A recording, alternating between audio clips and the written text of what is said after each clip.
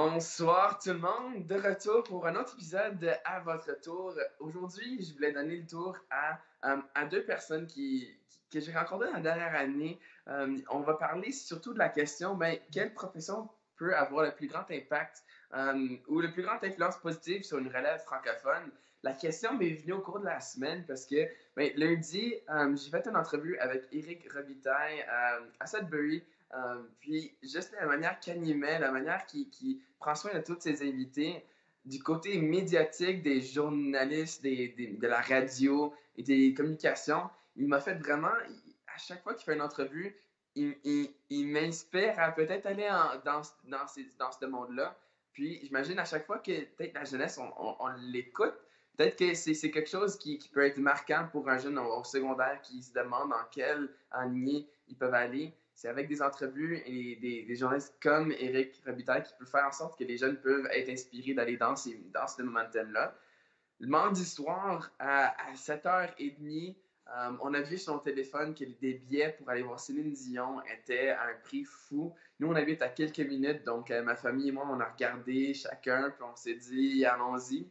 Puis on a acheté des billets pour aller voir Céline Dion dans des 20-25 $, donc c'était vraiment pas cher.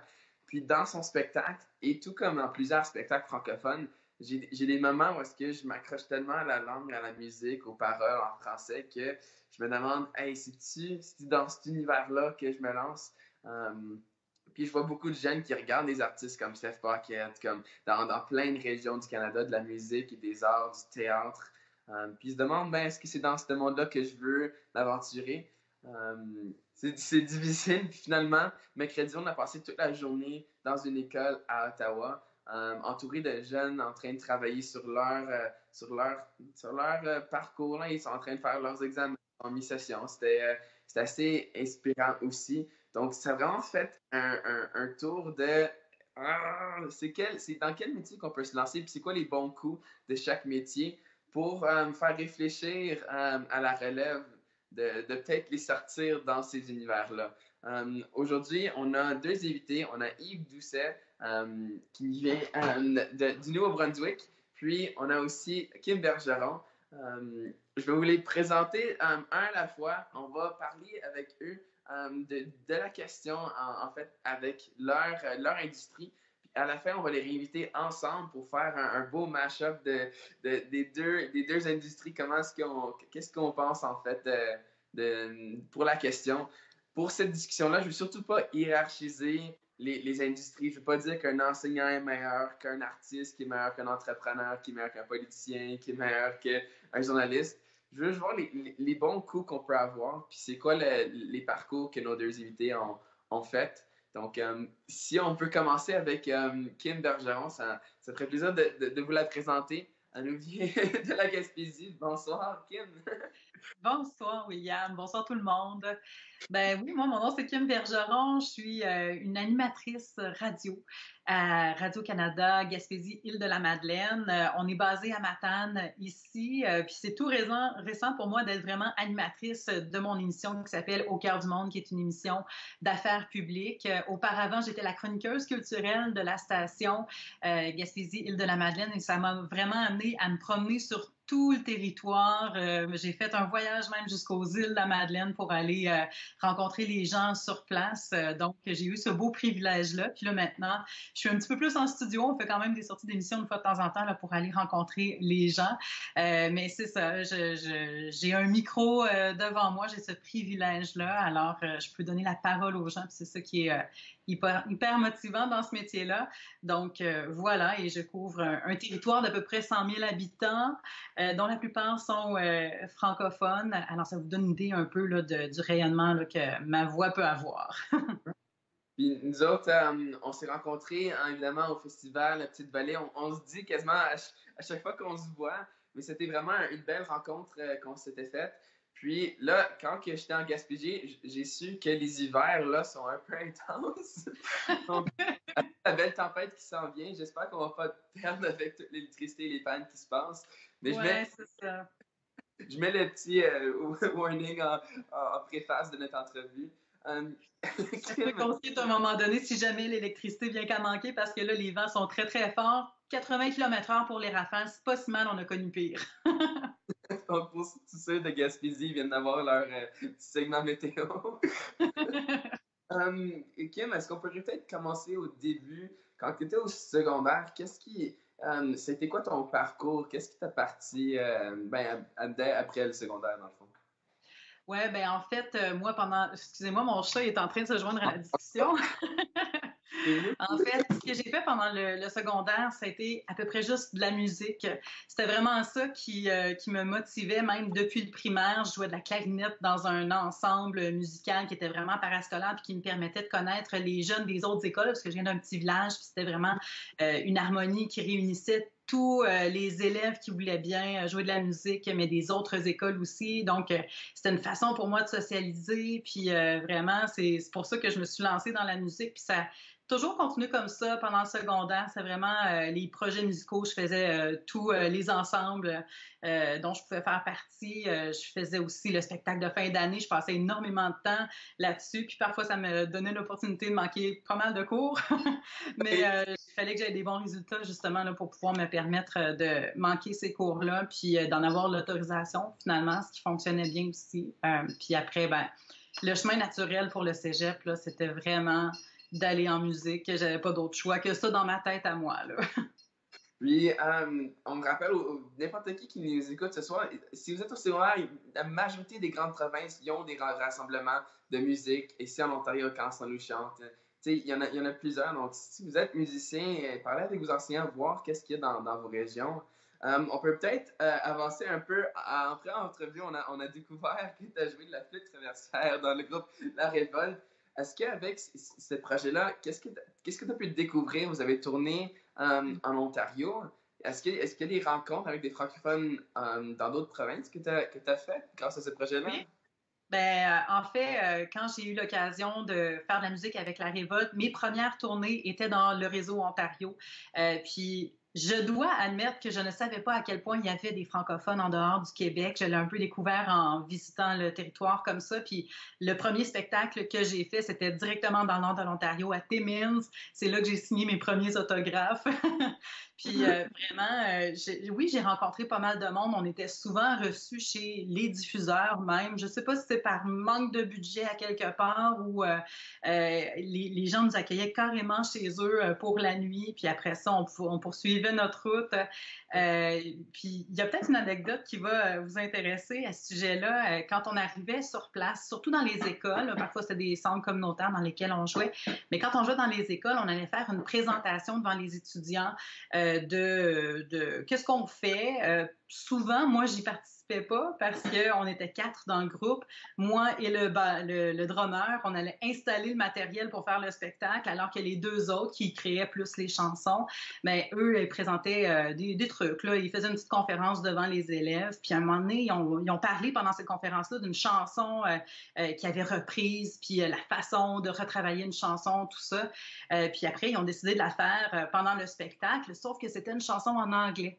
Et on n'avait jamais réalisé que c'était pas une bonne façon de partager la culture francophone. On était là pour ça, en fait. Si on était engagé comme musicien, c'était pour avoir que les jeunes aient accès à la culture francophone. Puis nous, on s'en va jouer une chanson en anglais. On a vraiment gaffé à ce moment-là.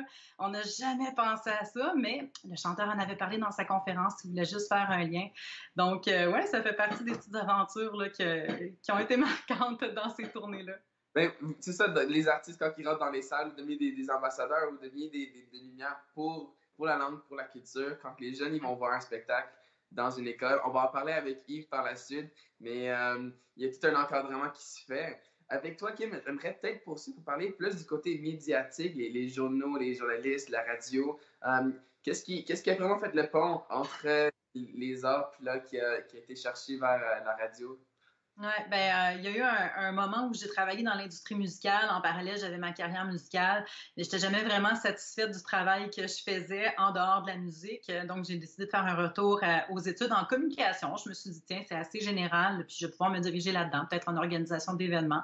Puis finalement, ben, rendue à l'université, j'ai décidé de profiter de la radio étudiante, puis essayer. Tu sais, je me disais, ah, il me semble que j'ai acquis des connaissances dans l'industrie de la musique sur les artistes. Puis j'avais envie de partager ça. Donc, j'ai créé l'émission qui s'appelait 6 degrés parce qu'on dit qu'on est toujours à 6 degrés de connaître qui que ce soit sur cette terre. Donc, je me disais, ah, je vais faire des liens entre les différents artistes. À titre d'exemple, Ariane Moffat, qui avait comme bassiste au départ Marie-Pierre Arthur. Après ça, je vais enchaîner une chanson de Marie-Pierre Arthur avec une chanson de Carquois parce que Marie-Pierre sort avec le claviériste de Carquois. Alors, je me disais, ah, tu sais, je vais y aller un petit peu dans les potins, un petit peu dans les collaborations aussi que les gens ont fait entre artistes. Puis, ben, ça va me permettre de communiquer des informations que moi j'ai, que j'ai en tête, puis que j'ai envie de partager, puis de partager mon amour de la musique en même temps, puis mon amour de la musique francophone, parce que j'ai vraiment toujours évolué là-dedans. Donc, c'est ça. La roue était enclenchée à ce moment-là. J'ai vraiment eu un coup de cœur pour l'animation, puis pour le fait de pouvoir partager ce que j'ai envie de partager. Je dois admettre par contre que j'ai pas toujours l'occasion de dire exactement qu'est-ce que moi je veux dire parce que bon, je suis plus dans le commentaire, je suis plus dans la chronique, je suis à l'animation présentement. Je dois être impartiale, je dois donner la parole à un plus grand nombre de personnes, je dois y aller. Oui, je fais des choix selon mes valeurs, selon ce que j'ai envie de discuter avec les gens, mais reste que je dois aussi représenter l'ensemble de la population, même si ça ne va pas nécessairement dans ce que moi j'ai envie de véhiculer comme message. J'ai quand même un choix éditorial, mais ça fait en sorte que parfois, je vais être obligée ou contrainte de parler de choses ou de donner la parole à des gens à qui j'aurais pas donné la parole.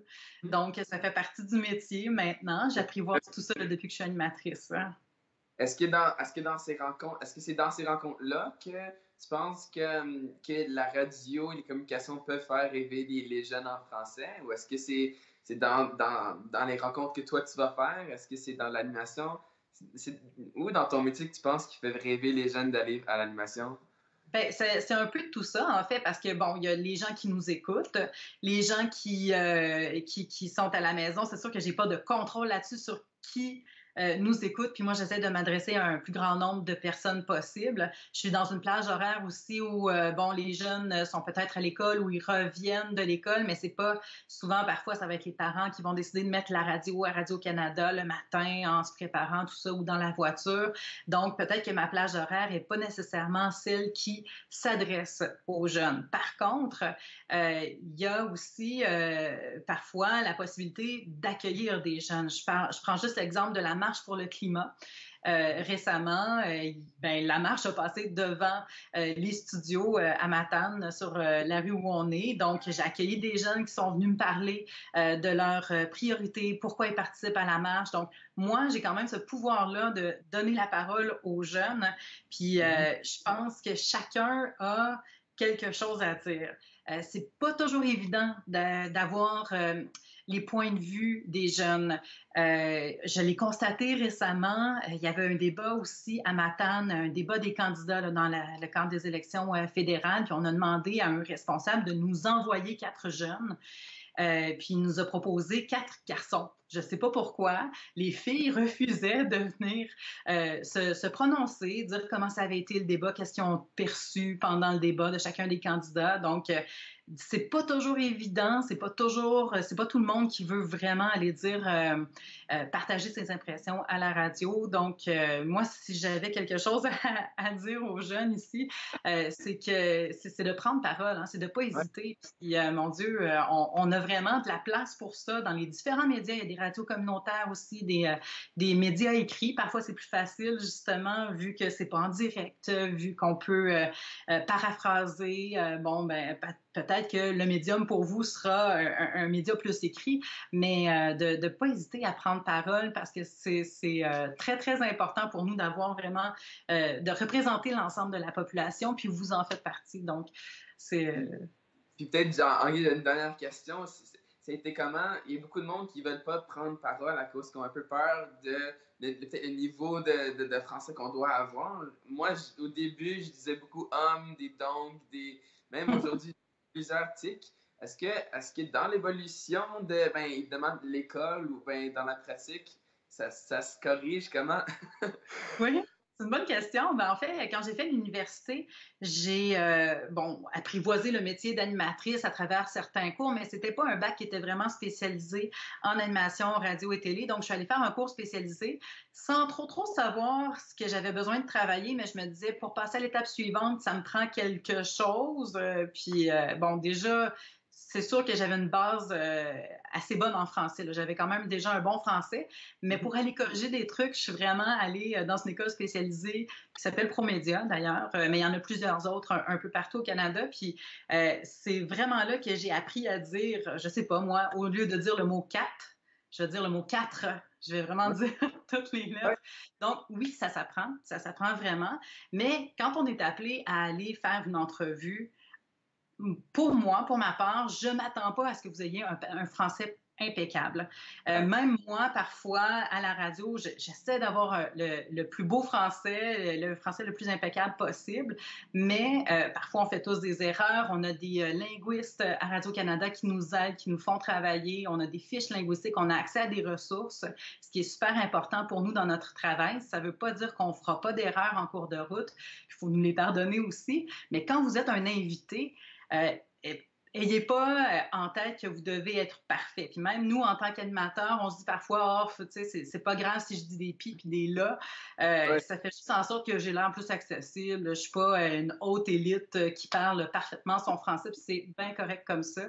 Donc, oui, ça se travaille, on tend vers le mieux, mais en même temps, quand on est un invité, là, faites-vous-en pas avec ça, puis prenez-la la parole. Ça, c'est pas grave si on hésite, si on dit pas exactement le bon mot, tant qu'on arrive à se faire comprendre. Puis on s'améliore. Moi, le parcours que j'ai fait, c'est des entrevues, puis là, je commence à animer. Fait que, tu sais, c'est avec des premières entrevues que tu fais tes dents, là, puis tu commences. Je trouve que le segment, il est parfait pour poursuivre, aller voir Yves en éducation, parce que une des choses que tu as dit, c'est que quand on parle de s'améliorer notre langue, ça a été ton choix d'aller te perfectionner dans un cours de spécialisation. Donc, ça n'a pas été imposé quoi que ce soit. Ça a été une évolution naturelle de secondaire, université, cégep, université. Donc, c'est parfait pour aller voir Yves en éducation. On va revenir voir Kim si l'électricité nous le permet chez elle. Et, on va sauter avec Yves. Yves, est-ce que tu peux simplement te présenter en premier lieu? Oui, bonjour. Yves Doucet, je suis agent pédagogique au district scolaire francophone sud à Dieppe, Nouveau-Brunswick. J'ai été enseignant de salle de classe, principalement de mathématiques et de sciences pendant, je sais pas, presque 17 ans. Puis là, ça fait 2 ans et demi, 3 ans que je suis agent au district scolaire ici. Puis, entre autres dossiers, j'ai celui de la construction identitaire. C'est un petit peu dans ce contexte-là que j'ai rencontré William l'an dernier à la Franco-Fête en Acadie, ici à Dieppe. Tu avais été envoyé ici, je pense, par la Fédération culturelle canadienne-française, si je ne me trompe pas, pour rencontrer des artistes, puis tout ça. Puis moi, dans mon rôle, j'accompagne souvent la Franco-Fête, qui est un petit peu des vitrines artistiques. Donc, on en profite, nous autres, pour essayer de voir comment est-ce qu'on peut augmenter toujours et bonifier la place que les arts et la culture occupent dans nos milieux scolaires. Fait que c'est quoi, William. Pour ceux qui ne connaissent pas la Franco-Fête en Acadie, moi, je l'ai découvert l'année dernière pour une première fois et je suis content de dire que je vais pouvoir revenir cette année. Donc, on va se revoir si David est dans le coin, on va se revoir là, c'est certain. Oui, puis il y a des équivalents. C'est comme Contact Ontario en Ontario, c'est comme le Rosec au Québec, c'est comme Contact Ouest. Des grosses semaines de vitrines où est-ce que les marchés peuvent aller acheter leurs billets. Pas leur acheter leurs billets, mais acheter leur spectacle pour ramener dans leur région. Qu'est-ce que je trouve extraordinaire dans votre région, c'est votre délégation jeunesse, elle est incroyable. Ça peut aller jusqu'à 75 jeunes. En fait, cette année, on en attend 90. On a commencé à inclure il y a quelques années un élément qui s'appelle Flash Culture, où on reçoit des jeunes de toutes nos écoles secondaires des Maritimes et on leur donne une formation de diffuseur de spectacles.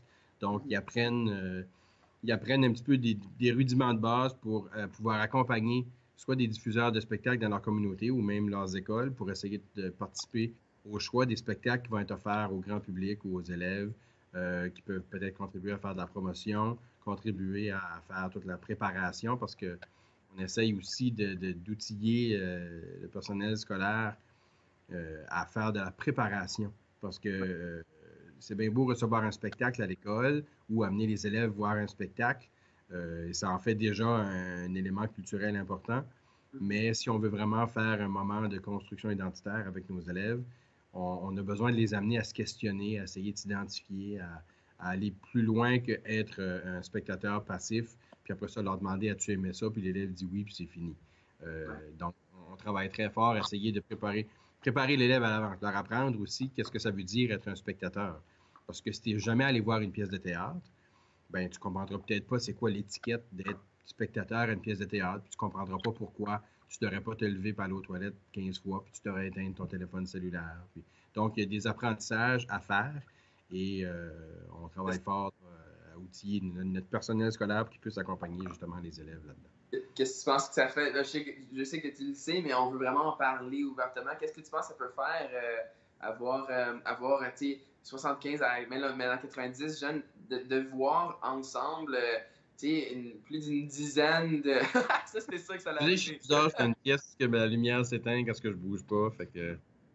Ben, qu'est-ce qu'on peut faire? Vas-y, continue ta question, William. Autant d'artistes dans une semaine, puisqu'on pense souvent que il n'y en a pas vraiment d'artistes francophones. Qu'est-ce que ça leur fait de voir autant de différents arts au cours de la semaine? Ben, c'est sûr que ça, c'est magique parce que on essaie de donner l'occasion à nos élèves de faire des découvertes. Il ne faut pas se leurrer non plus. Moi, si je présente un spectacle dans une école, j'amène tous les élèves d'une école voir un spectacle musical, une pièce de théâtre, où ils rencontrent un artiste littéraire. Peu importe ce que je présente comme événement artistique dans une école, c'est très, très, très, très peu probable que ça va plaire à tout le monde. Alors, ce qu'on a besoin de faire, c'est de chercher de la variété.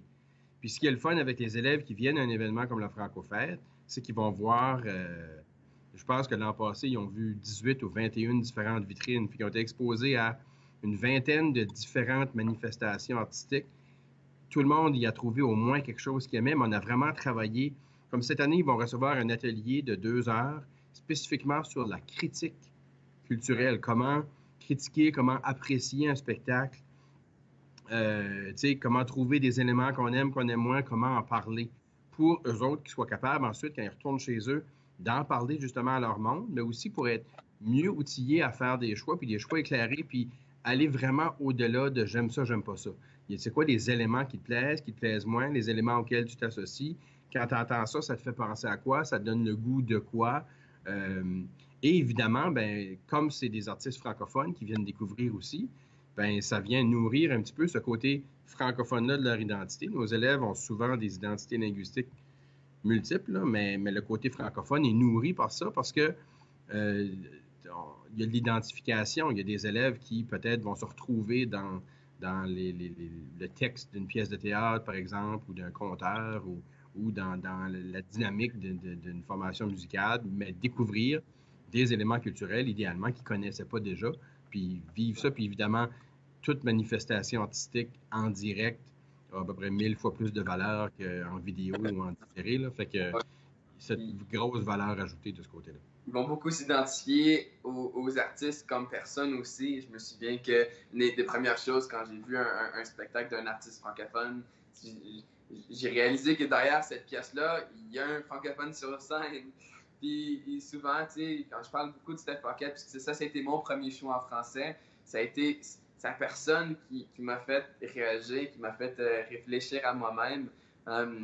Y a-tu peut-être, autre que la francophonie, dans l'année longue, y a-tu un projet, des bons coups que tu aimerais discuter aujourd'hui qui a fait en sorte que le jeune il s'est posé la question de ben, suis-tu francophone ou ben est-ce que ça c'est ma culture? C'est certain que tous les grands rassemblements ont un impact particulier. Je pense à au jeu de l'Acadie, par exemple, où est-ce qu'on a des jeunes de travers les 3 provinces maritimes, puis Terre-Neuve est quand même assez souvent là aussi, mais on a des jeunes francophones qui se réunissent dans des disciplines sportives et artistiques. Ces rassemblements-là sont marquants, mais il y a souvent beaucoup d'expériences marquantes dans des plus petits événements aussi, à plus petite échelle, juste en salle de classe, juste avec un petit groupe d'élèves. Puis c'est souvent des initiatives. C'est le fun parce qu'il commence à y avoir beaucoup plus d'initiatives qui sont communautaires et qui ne sont pas forcément scolaires. Je pense par exemple à un entraîneur d'une équipe mineure de hockey ici, qui entraînait des jeunes de 10-12 ans. Il y a de cela à peu près 5 ans. Il s'est rendu compte qu'il y avait plusieurs de ces jeunes qui étaient très passionnés par le hockey, mais il les entendait parler entre eux autres, puis il semblait y avoir des difficultés assez répandues au niveau de leurs résultats scolaires. Et ce qu'il a fait, c'est qu'il a créé un club de lecture dans le vestiaire. Alors, ces jeunes-là qui jouaient au hockey, bien, à chaque semaine aussi, avaient un moment club de lecture. Fait que, pour redonner le goût de la lecture, ou le donner ou le redonner à ces jeunes-là que leur seule passion, c'était le hockey, fait tout à coup, ils tombaient dans un autre monde. Et ça, c'est vraiment une initiative communautaire, mais je pense que c'est parce que, avec le temps, on apprend à parler aux communautés, on apprend à livrer un message qui est de plus en plus uniforme, qu'on a besoin de se donner des outils collectivement, puis de se parler, puis de créer des espaces où les arts et la culture peuvent vivre puis exister, mais il faut rendre ça aussi accessible que possible. Et pour ces petits gars-là, ben, ça voulait dire, parce que c'est une équipe masculine, là, à ce moment-là, ça voulait dire créer un espace où eux autres, ils pouvaient inclure la lecture dans leur vie à eux autres, dans leur quotidien. Ça a pris un passionné, un convaincu, c'est tout à son honneur d'avoir mis ça sur place. Puis ça a fait des petits parce que une fois que le projet a été connu, il partageait un peu, puis il y a d'autres entraîneurs de hockey qui ont fait un peu la même chose. Fait que des initiatives comme ça, c'est particulièrement marquant. On va avoir un jour peut-être un salon du livre dans une aréna, je sais pas. Mais qu'est-ce que je trouve intéressant de cette histoire-là, c'est surtout que l'entraîneur, lui, va devenir un modèle pour ces jeunes-là. Est-ce qu'il y a quelque chose que tu peux peut-être nous... Y a-t-il de l'expérience que tu peux nous partager il y a beaucoup d'enseignants qui ont peut-être réalisé au fur de leur projet qui sont devenus un modèle sans s'en rendre compte. Est-ce que quand on devient un modèle, qu'est-ce qu'il faut garder en tête peut-être? J'en parle souvent avec des enseignants, cette question de modèle-là. On demande souvent aux enseignants de jouer le rôle de modèle pour leurs élèves. J'ai peur que ça ne soit pas toujours bien compris. On dit aux parents aussi, vous êtes des modèles pour vos enfants. On dit aux gens dans la communauté, vous êtes des modèles pour des enfants. On ne comprend pas toujours bien ce que ça veut dire, je pense, être un modèle. Moi, comme enseignant, être un modèle pour mes élèves, ça ne veut pas dire tu devrais être comme moi. Parce que moi, c'est assez. Ce que ça veut dire, moi, être un modèle pour l'élève, c'est, regarde, moi, comme individu, comme personne, je suis curieux. Je me pose des questions, je fais des découvertes. Je suis encore en train de construire mes identités aussi. Je ne suis pas un produit fini. Je suis encore en train de découvrir des choses que j'aime, des choses que j'aime moins. Je cherche encore à m'associer à des gens qui sont semblables à moi ou qui sont différents de moi. Donc, et toi, comme enfant, comme élève, tu devrais essayer d'adopter ces mêmes attitudes-là d'ouverture, de curiosité, d'apprentissage. C'est ça, être un modèle. Et si on regarde ça spécifiquement d'un côté art et culture, au niveau de la langue française, bien, ça veut dire ça. Ça veut dire que si je peux être un modèle pour mes élèves, s'ils m'entendent parler de, je sais pas, moi, j'ai découvert une chanson que je trouve intéressante, je viens de lire un livre que j'ai trouvé passionnant, je ne leur en parle pas parce que ça fait partie du cours que j'enseigne, je leur parle parce que moi, comme personne, comme individu, comme francophone, j'ai eu un coup de cœur et je leur partage ça. C'est vraiment là que ça prend toute sa signification parce que là, les élèves réalisent rapidement que je ne suis pas en train de leur en parler parce qu'il le faut, parce que c'est ma job. Je suis en train de leur en parler parce que ça me passionne, ça m'allume, je trouve ça important, je trouve ça intéressant et j'aurais le goût d'allumer ce feu-là chez eux aussi. Puis je pense aussi que les enseignants, ils peuvent juste s'accrocher à la partie qui les passionne. Ils ne sont pas obligés de faire 40 projets. Je me souviens, j'ai fait une tournée au nord de l'Ontario où est-ce qu'on avait rencontré un enseignant qui voulait faire juste des jokes plates à la radio. Ben lui, il faisait des jokes plates au début de son cours.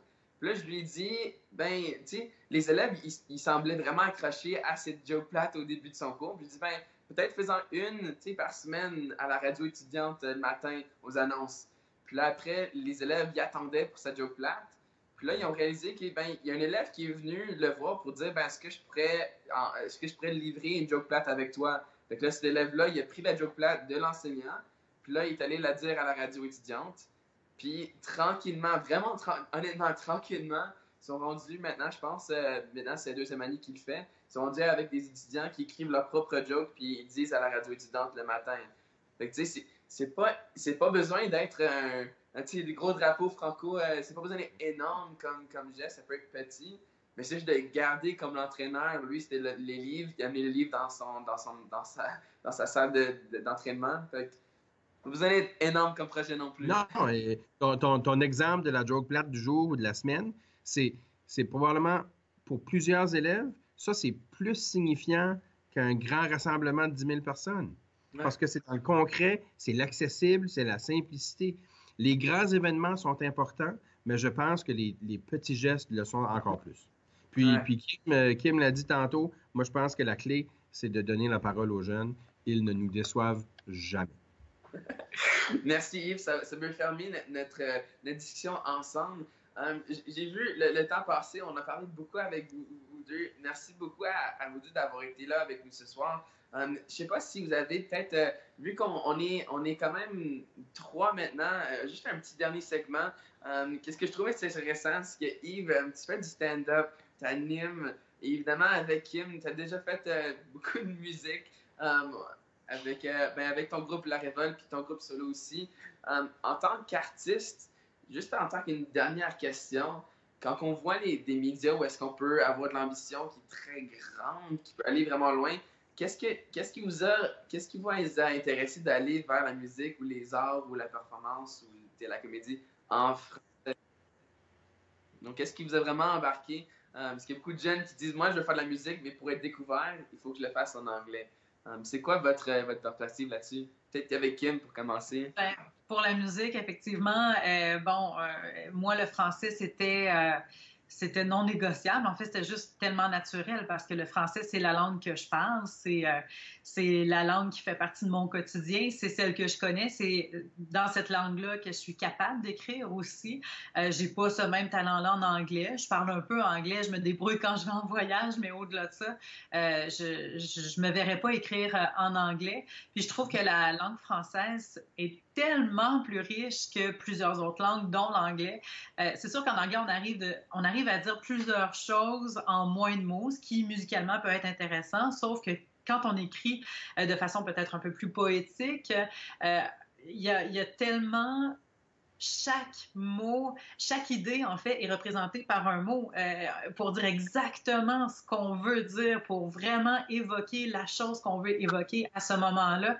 Donc, moi, c'est une richesse dont je voulais profiter. Puis, c'était juste complètement naturel de le faire de cette façon-là. Puis, est-ce que tu écrivais, juste pour continuer un peu, est-ce que tu écrivais dans le style de français que tu dis à la radio? Est-ce que tu écrivais un peu différemment? C'est quoi est-ce que... C'est une bonne question. Le français que tu joues sur scène, est-ce que c'est le même que tu dis dans les grands niveaux de Radio-Canada? Est-ce que... c'est drôle parce que j'ai pas fait les deux en même temps. Et quand j'ai commencé à travailler à Radio-Canada, déjà la carrière musicale était derrière moi. Mais j'avais eu l'occasion de voyager un peu en France, puis je me disais, tu sais, dans une certaine chanson, je disais des ça puis des là avec l'accent vraiment, puis je me demandais, est-ce que je devrais le faire différemment ou je devrais y aller vraiment avec mon accent québécois d'un coup que je m'en irais en France? Puis finalement, je suis jamais allée en France avec mon projet musical, mais j'avais décidé quand même de respecter ma façon de parler à moi, mon accent à moi, puis de l'assumer complètement. C'est sûr que mon français a changé, évidemment, en prenant des cours de perfectionnement par la suite, après la musique, pour m'enligner vers l'animation radio. C'est sûr que ça change même mon quotidien. Les gens qui me connaissent, mes amis ici à Matane, me connaissent avec un certain niveau de langage, puis quand ils m'écoutent à la radio, c'est drôle, hein? C'est le fun de t'entendre vraiment bien parler. Puis c'est sûr que je fais un effort supplémentaire supplémentaire quand je suis à la radio. Donc, même dans mon quotidien présentement, le niveau de langue n'est pas tout à fait le même, mais en même temps, c'est pas si différent que ça non plus, là. La différence n'est pas si marquée que ça. Merci. Puis de ton côté, Yves, est-ce qu'il s'est posé ces questions dans le monde de l'humour? Je sais pas. Peut-être pas avec toi, mais... Oui, j'avouerai que c'est sûr que mes premiers postes ont été en français parce que c'est... Je sais pas, j'ai vraiment grandi. Moi, j'ai vraiment grandi juste en français. Il y a de l'anglais quand même autour, là, au Nouveau-Brunswick, mais moi, ma vie a toujours été tout en français. Alors, c'était naturel. J'avais fait beaucoup d'improvisation aussi au niveau secondaire, au niveau universitaire. Fait que tout ça en français. Donc, évidemment, mes premiers pas en humour, en stand-up, ça a été en français de façon très naturelle. Mais il y a quand même une scène humoristique en anglais aussi dans le coin, à Moncton. Puis, ça fait quelques fois que je m'essaye en anglais aussi, simplement pour être capable de rejoindre un auditoire un petit peu plus large. Puis, puis de me forcer à sortir de ma zone de confort un petit peu aussi. Je ne serai probablement jamais aussi à l'aise en anglais qu'en français parce que l'humour, on joue beaucoup dans les subtilités, dans les détails. Je suis quand même très à l'aise en anglais, mais j'ai un ami humoriste qui m'avait dit commence par faire des jokes à propos de ton accent. Ça va enlever une tension dans la salle, tu vas être correct après. Fait que c'est mes premiers réflexes. Je ne vais pas écrire, je ne vais pas avoir une idée d'humour d'abord en anglais. Ça ne m'arrivera pas. Mes idées me viennent en français, puis moi, je les traduis. Il y a d'autres humoristes qui ne se sentent pas capables de traduire. Il faut qu'ils écrivent dans une langue ou écrivent dans l'autre. Moi, la traduction, ça me va très bien, mais je réussis à faire de l'humour assez régulièrement, puis honnêtement, presque toujours en français. Ouais. Puis là, on voit vraiment, ça dérange aucunement dans quelle langue, vu que c'est le public avec qui tu veux partager. Puis juste en parlant d'improvisation, je sais que le monde anglophone puis francophone en impro, c'est deux différents incomparablement différents. Là. Les histoires, la formulation, c'est complètement différent. Mais vu qu'on parle des lumières et peut-être d'électricité bientôt, je peux peut-être... J'ai de l'électricité, c'est juste que je bouge pas puis les lumières sont activées pour le moment, fait que je les rallume. À vous deux d'avoir passé la dernière demi-heure, maintenant c'est dans les 40 minutes ensemble. Ça a été des belles découvertes que j'ai pu faire moi-même avec vous autres, puis j'imagine que le monde en ligne aussi ont pu découvrir beaucoup sur vous autres. Je pense que c'est important de dire qu'il n'y a pas vraiment une profession qui est meilleure qu'une autre pour inviter la fierté francophone chez les jeunes, mais je pense que vous êtes déjà deux beaux modèles pour le monde qui vous entoure dans vos régions. Donc, merci à vous deux. Merci beaucoup. Merci, William. Merci. En guise de conclusion, de mon côté, comme j'ai dit au début, j'ai vu la performance de Céline Dion mardi soir. Puis qu'est-ce que j'ai trouvé intéressant de sa performance, c'est qu'elle a parlé à son public à Ottawa d'une classe incroyable en français et en anglais. Son message de bilingue, ses chansons étaient en français et en anglais. Et je crois que c'est vraiment la classe franco-canadienne qu'elle pourrait mettre sur scène pour nous autres. Donc, chapeau à elle. Moi, à chaque fois qu'elle a essayé de parler en français, j'ai compris la version en anglais. Ça a fait chez moi rayonner ma fierté quand on l'écoutait parler à tout un public à Ottawa en français. Donc, merci finalement à Kim Bergeron, à Yves Doucet de nous avoir parlé ce soir. Puis j'espère que vous avez aimé notre segment. On se voit la semaine prochaine pour une autre émission de À votre tour. Merci dernièrement à notre réalisateur François Desormeaux d'avoir participé avec nous ce soir. Bonne soirée.